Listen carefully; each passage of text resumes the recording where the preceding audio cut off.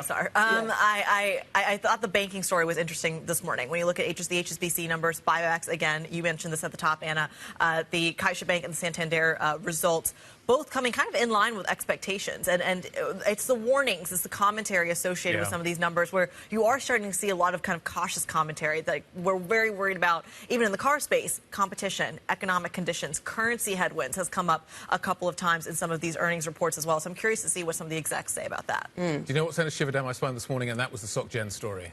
Delta One traders maybe putting on positions that hadn't been caught by the risk management team. The Kerviel kind of springs to mind again. Then you think about what happened with Bearings in the past. Yes. But just in an environment where so much is going on and so much is changing so quickly, this year has been a year of massive change.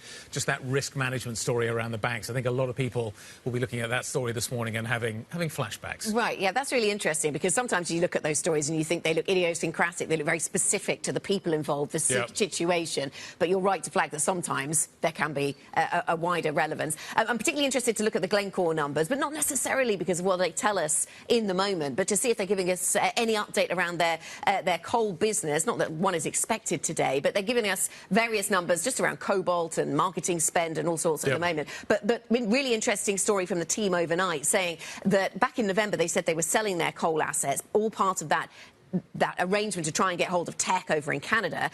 They were prepared to sell certain coal assets, but now top shareholders, which includes former CEO Ivan Glasenberg and